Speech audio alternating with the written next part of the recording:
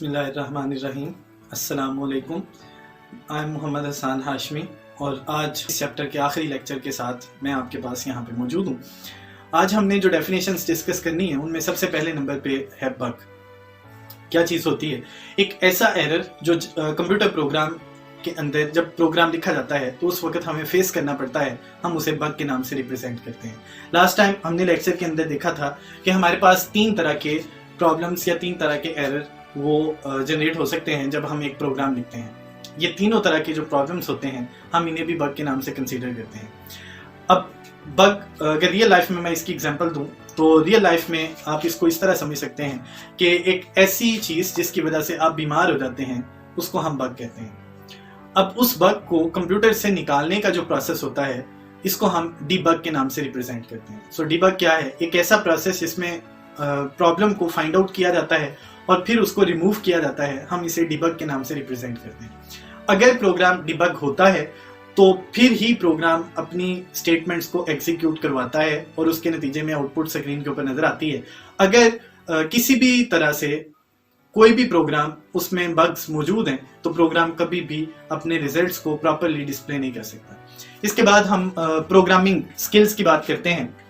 ये हमारे पास इस चैप्टर का आखिरी टॉपिक है। हमारे पास टोटल 2 तरह की प्रोग्रामिंग स्किल्स होती हैं जो आमतौर पे प्रोग्राम लिखने के लिए हम इस्तेमाल भी करते हैं और हमें उनकी ज़रूरत भी पेश आती है। उनमें पहले नंबर पे जो प्रोग्रामिंग स्किल है वो है अनस्ट्रक्चर प्रोग्रामिंग और दूसरे नंबर पे हमारे पास जो स्किल है वो है स्ट्रक्चर प्रोग्रामिंग। अनस्ट्रक्चर प्रोग्रामिंग से मुराद होता है जितना भी हमारा प्रोग्राम है वो सारे का सारा एक जगह पे इकट्ठा लिखा जाता है और हम उसको सिंपली कह सकते हैं entire logic of the program is implemented in a single module और इन अ सिंगल फंक्शन। सारे का सारा जो प्रोग्राम होता है वो एक जगह पे इकट्ठा लिखा जाता है और इस प्रोग्राम में आमतौर पे जो इफेक्टिवनेस होती है, अंडरस्टैंडेबिलिटी होती है या इसमें मॉडिफिकेशन करने की ऑप्शन होती है, इसको डिबग करने की ऑप्शन होती है, वो बहुत कम होती है। सो अनस्ट्रक्चर्ड प्रोग्राम ये लिखने में आसान लेकिन एफिशिएंसी के एतबार से, इसमें से एरर को निकालने के एतबार से ये मुश्किल होता है। मैं इसकी मिसाल इस तरह देता हूँ, जैसे आपने रजिस्टर बनाया होगा जहाँ पे आप अपने लेक्चर्स को नोट करते हैं, मैथ्स का, उर्दू का, इंग्लिश का, फिजिक्स, उसके बाद कंप्यूटर साइंस। ये सारे सब्जेक्ट्स अगर आपने एक ही पेज के ऊपर लिखे हुए हैं या आपने एक ही रजिस्टर के ऊपर सबका काम इकट्ठा किया हुआ है तो आप लोगों को ट्रेस करते हुए बड़ा मुश्किल होगा कि कहाँ पे मैंने कौन सा काम किया हुआ है। ये एक सिंपल एग्जांपल है अनस्ट्रक्चर्ड प्रोग्रामिंग की। Entire program is written in a single module. सारा कुछ एक सिंगल मॉड्यूल के अंदर लिखा हुआ है। मैं इसके और ज्यादा अगर रियल लाइफ एग्जांपल में इसकी मिसाल दूं तो आप लोग घरों में आप सिंपली अगर आप झाड़ू देते हैं तो झाड़ू देने के बाद जो सारा कचरा है, मुख्तलिफ तरह का कचरा, वो सारा इकट्ठा हो जाता है और आप उसे डस्टबिन में डाल देते हैं। अब अगर आपको कहा जाए कि डस्टबिन में से कोई फलां चीज़ निकाली जाए तो आप लोग सारी डस्टबिन को ढेलेंगे, फिर उसमें से सर्च करना शुरू कर देंगे। आपको उस स्पेसिफिक चीज़ तक पहुंचना आपके लिए मुश्किल हो जाएगा। That is unstructured programming.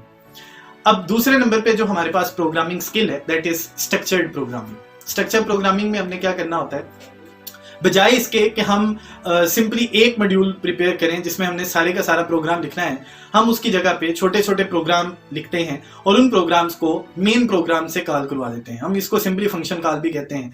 अगर दोनों की एग्जांपल हम रियल लाइफ से देखें, मैं इसकी डेफिनेशन आपके सामने बाद में रखता हूँ, दोनों की एग्जांपल मैं पहले रखता हूँ ताकि समझना आसान हो जाए। कुदरत ने ये चीज़ हमारे अंदर पहले से रखी हुई है, अनस्ट्रक्चर्ड प्रोग्रामिंग की स्किल भी और स्ट्रक्चर्ड प्रोग्रामिंग की स्किल भी। अगर हम अपनी स्किन को देखें जो सबसे बड़ा हमारे जिस्म में ऑर्गन है, तो ये जो स्किन है ये अनस्ट्रक्चर्ड प्रोग्रामिंग की सबसे बेस्ट एग्जांपल है। इंटायर लॉजिक मुकम्मल एक ही हमारे पास जो स्किन का मॉड्यूल है वो अवेलेबल है। अनस्ट्रक्चर्ड प्रोग्रामिंग के बाद अगर हम स्ट्रक्चर्ड प्रोग्रामिंग की बात करें तो हमारे वजूद के अंदर जितने भी ऑर्गन्स हैं they are merged together and controlled by the main function, main program. So heart की वजह से ब्लड सर्कुलेशन होती है। Entire body is only dependent in a single core program with the name of heart. Blood circulation की वजह से हमारे जिस्म में खून पहुंचता है। सारे के सारे जो ऑर्गन हैं they are dependent on the main organ. हम इसको कहते हैं स्ट्रक्चर प्रोग्रामिंग। कुदरत ने ये दोनों स्किल्स हमारे अंदर रखी हुई हैं जब उसने ये प्रोग्रामिंग परफॉर्म की थी। लेकिन ये लिखिएगा ना, सिलेबस का ये हिस्सा नहीं है। मैं सिर्फ रियल लाइफ से आपको एग्जांपल इसलिए देता हूँ ताकि आप लोगों के लिए समझना आसान हो जाए। अब हम स्ट्रक्चर प्रोग्रामिंग की डेफिनेशन के ऊपर आते हैं। Entire logic of the program is divided into a number of modules और फंक्शंस। मुकम्मल जो प्रोग्राम है उसको हम छोटे छोटे पीस ऑफ ब्लॉक्स के अंदर लिखते हैं ताकि वो समझना भी आसान हो जाए और उसके ऊपर प्रोग्राम लिखना भी आसान हो जाए। अब जब हम प्रोग्राम लिखते हैं तो ये आसानी से समझ भी आ जाता है, इसको तब्दील करना भी आसान होता है और इसको डिबग करके प्रोग्राम में अगर कोई प्रॉब्लम्स हैं तो उनको निकालना भी आसान होता है।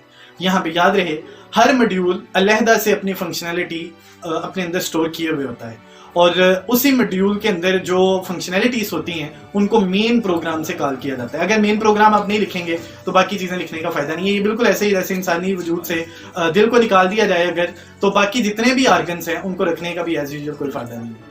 मुलाकात होगी इंशाल्लाह अगले लेक्चर में। अपना ख्याल रखिएगा।